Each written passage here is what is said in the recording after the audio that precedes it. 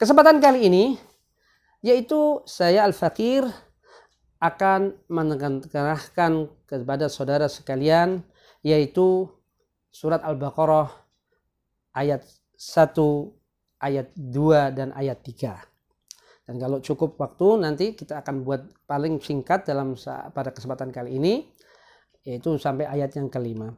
Allah Subhanahu wa taala berfirman dalam awal surah Al-Baqarah, Alif Lam Mim. Dzalikal kitab la raiba fihi hudal lil muttaqin. Ini ayat yang kedua. Ayat yang ketiga, alladzina yu'minuna bil ghaib wa yuqimuna shalah wa mimma razaqnahum yunfiqun. Ayat yang ketiga. Alif Lam Mim. Allah yang tahu tentang makna, Allahu a'lamu bimuradihi. Allah yang lebih tahu tentang maksud dari Alif Lam Mim. Itu disebut dengan huruf muqatta'ah. Dalam Ibnu Katsir mengatakan rahimahullah, Al-Imam Ibnu Katsir rahimahullah mengatakan bahwa di dalam ayat Al-Qur'an banyak sekali yaitu dimulai dengan huruf-huruf. Ya, seperti Alif Lam Mim. Ya. Banyak sekali. Ya. Apalagi Ha Mim. Dan seterusnya. Banyak sekali. Apa maknanya? Allahu a'lamu bimuradihi. Allah yang lebih tahu tentang maksud dari ayat atau perkataan atau huruf itu. Ya, wallahu a'lam. Itu hal tersebut. Lantas Allah Subhanahu wa taala lanjutkan, dzalikal kitab la raiba fihi. Itu kitab. Maksudnya kitab di sini adalah Al-Qur'an. Itu kitab. Dzalik isim isyarah yang jauh itu. Isim isyarah lil ba'id. Itu kitab, yaitu Al-Qur'an. Menunjukkan bahwa Al-Qur'an pada masa zaman Rasulullah Al-Qur'an itu diturunkan maupun setelah Rasulullah zaman sampai hari kiamat pun yang namanya Al-Qur'an tetap menjadi yaitu fungsinya hudan lil muttaqin. Makanya Allah mengatakan dzalik, bukan Allah mengatakan hadzal kitab. Kalau hadza untuk dekat ini, tapi tidak itu. Karena dzalik ini isim isyarah lil ba'id, kata tunjuk untuk jauh. Itu dzalik. Dzalikal kitab. Inilah kitab.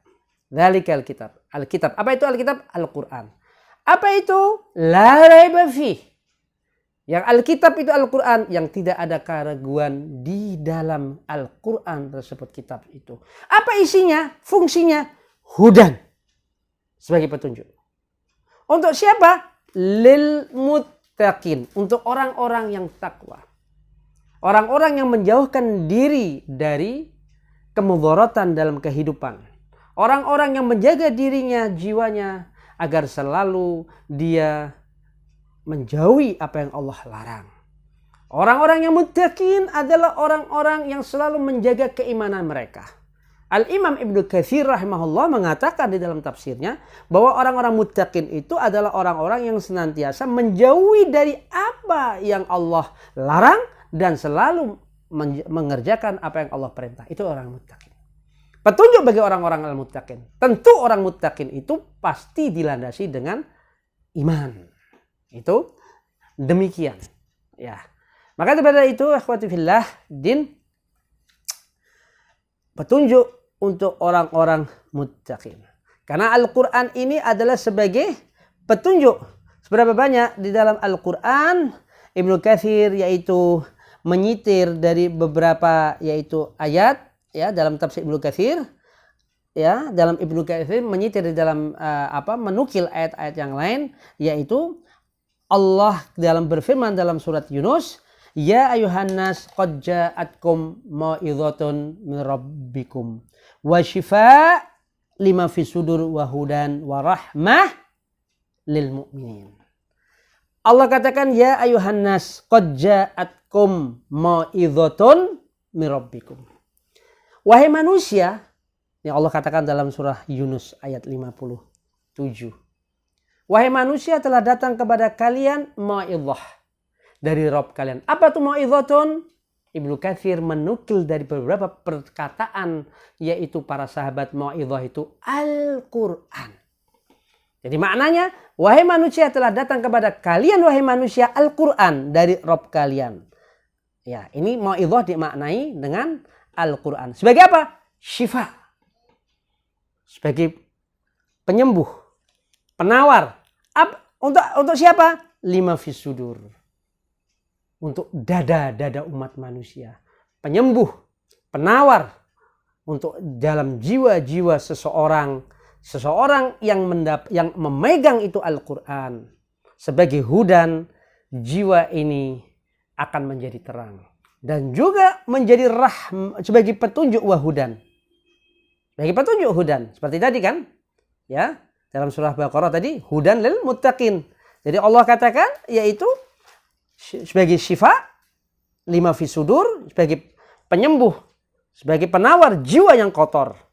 Ya, lantas menjadi petunjuk, warahmah, dan rahmat lil mu'minin, untuk orang yang beriman, untuk orang yang yakin terhadap Al-Quran, untuk orang yang beriman kepada Al-Quran. Pasti Al-Quran ini akan menjadikan manfaat untuk diri hamba Allah bagi yang beriman. Ya, siapa mereka orang yang beriman, yang muttaqin itu? Allah jelaskan lanjutnya dalam ayat yang ketiga. Alladzina yu'minuna bil ghaib. Yaitu orang-orang yang beriman kepada hal-hal yang gaib, Ya. Kenapa demikian Allah jelaskan? Karena yang namanya Islam ini, iman ini dibangun dengan hal keyakinan. Keyakinan itu sesuatu yang kita yakini bahwa itu adalah ada, gaib. Ya, iman kepada Allah, iman kepada Rasulnya, iman kepada kitabnya, kepada malaikat, dan seterusnya, itu hal yang gaib. Yang kita yakini. Maka Allah katakan, alladzina yu'minuna bil ghaib. Yaitu orang-orang yang yakin, yang beriman kepada hal-hal yang gaib. Ya, masalah hal beriman kepada Rasulnya, beriman kepada selainnya, kepada kitabnya, yang beriman. Karena Islam ini, ya, banyak hal-hal yang dibangun, hal yang keimanan yang menyangkut hal-hal gaib. Adanya jannah, adanya surga, adanya neraka, adanya azab kubur, adanya nanti kehidupan hari akhir. Itu hal yang gaib. Hanya orang yang percaya, orang yang beriman, orang yang muttaqin yang begitu. Lantas Allah jelaskan siapa mereka orang yang muttaqin yang telah mendapatkan petunjuk. Pasti orang yang telah yakin terhadap hal yang gaib.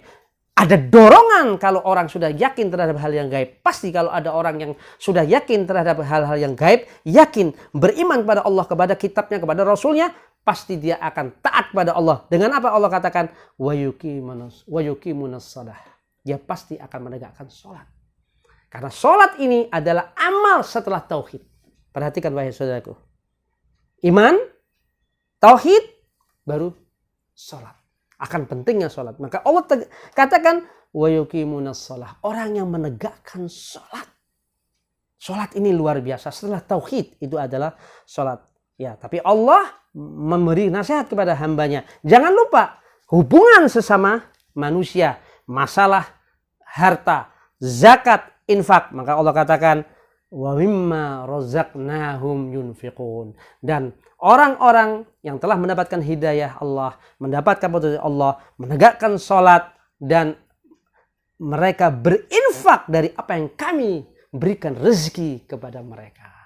Inilah secara garis besar 3 ayat ini dalam surah Al-Baqarah ayat 1, ayat 2, ayat 3. Insya Allah kita akan lanjutkan pada lanjutannya ayat yang ke-4 dan ayat yang ke-5. Mudah-mudahan, moga-moga apa yang Al-Fakir saya sampaikan ini dalam tafsir, yaitu yang mengacu dalam tafsir Ibnu Katsir, ya, dalam tafsir Ibnu Katsir ini yang bisa mencerahkan kita, bisa menambah ilmu kita, baik untuk saya pribadi dan untuk para pendengar yang mendengarkan ini, kajian singkat ini bermanfaat untuk kita semua. Baik, saya Al-Fakir tutup, moga-moga bermanfaat. Insyaallah lain kali kita ketemu kembali. Walafu minkum, wassalamualaikum warahmatullahi wabarakatuh.